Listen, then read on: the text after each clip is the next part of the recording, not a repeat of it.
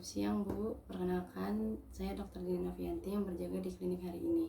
Berdasarkan hasil pemeriksaan fisik tadi, terdapat benjolan atau abses yang berisi nanah di lengan kiri Ibu. Untuk penanganannya, saya akan melakukan insisi atau penyayatan dan drainase. Untuk penanganannya, saya akan melakukan tindakan insisi dan drainase, yaitu penyayatan dan pengeluaran nanahnya. Jika Ibu bersedia, maka saya akan melakukan tindakan insisi dan drainase dengan melakukan penyayatan dan mengeluarkan nanahnya. Jika Ibu bersedia, maka kedepannya akan lebih membaik. Jika tidak, mungkin akan terjadi infeksi dan komplikasi berupa selulitis atau infeksi sistemik. Apakah Ibu bersedia? Bersedia, Dok. Jika Ibu bersedia, saya akan menyiapkan alat-alatnya. Baik Bu ya Bu. Adapun alat-alat yang digunakan, yang pertama itu spuit 5 cc dengan cairan anestesi lidokain 1%, lalu ada klem arteri atau hemostat, ada needle holder, scalpel,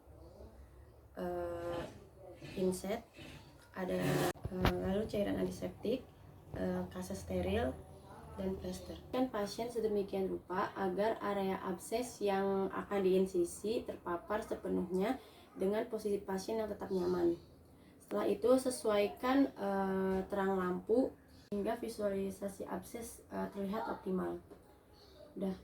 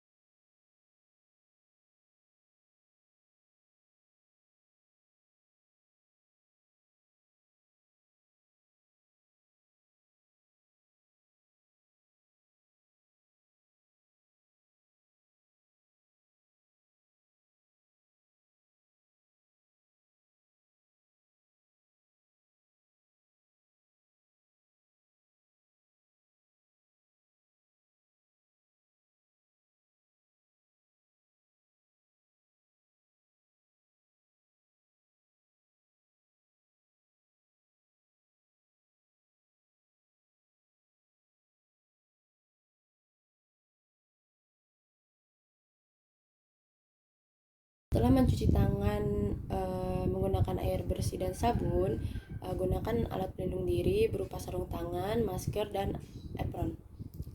Setelah itu, lakukan antisepsis dengan cairan povidone iodin di absesnya. Nah, lakukan secara sentrifugal dari sentral menuju perifer berlawanan arah jarum jam.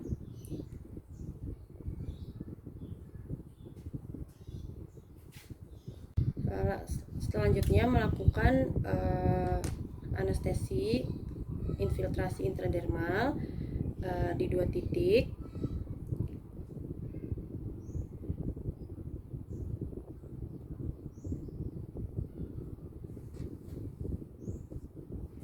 Lakukan aspirasi apakah ada darah atau tidak.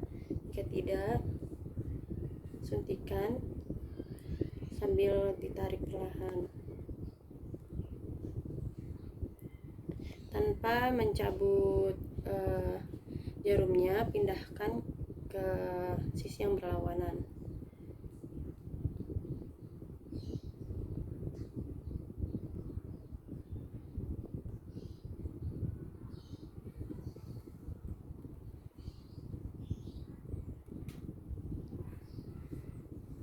Begitupun sisi sebelahnya.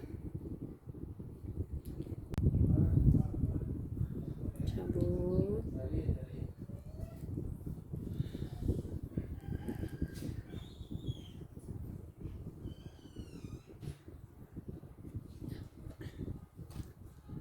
steril. Dia melakukan insisi linear dengan menggunakan skapel. Lakukan penyayatan di atas abses sepanjang abses.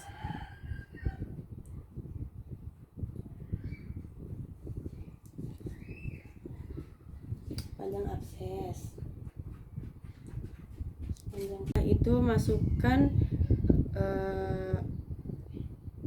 lidi kapas yang sudah dicelupkan ke dalam cairan NaCl ke dalam kavitas abses. Biarkan pus mengalir dan sedikit ditekan agar mengeluarkan sisa pus yang ada di dalam. Lakukan diseksi tumpul dengan menggunakan hemostat ujung lengkung ke dalam kavitas abses, lalu insersikan hemostat ujung lengkung ke dalam abses sampai terasa jaringan yang sehat. Setelah itu lakukan irigasi dengan menggunakan cairan NaCl dan spuit yang tidak ada jarumnya sampai cairan yang keluar itu bersih. Lakukan insersi packing material dengan menggunakan kasus steril dengan atau tanpa cairan antiseptik ke dalam kavitas abses. Masukkan secara perlahan kasus steril. Tujuannya agar dindingnya tidak saling menempel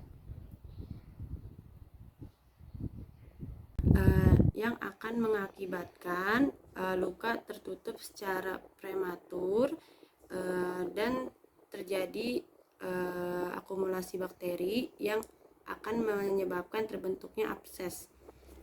Setelah itu berikan antibiotik di sekitar sisi abses untuk mencegah selulitis. Setelah itu lakukan pemberian obat antibiotik di sisi abses untuk menghindari terjadinya infeksi atau selulitis. Setelah itu tutup luka menggunakan kasus steril dan plester.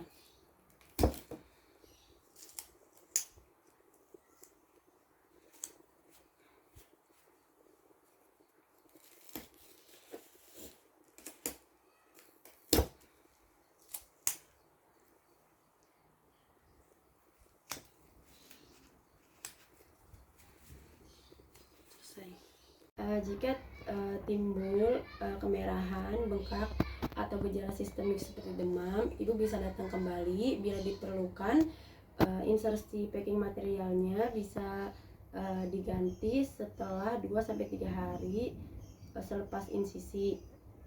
Jika kasanya basah dan absesnya masih mengeluarkan cairan, bisa diganti dengan kasa steril yang baru.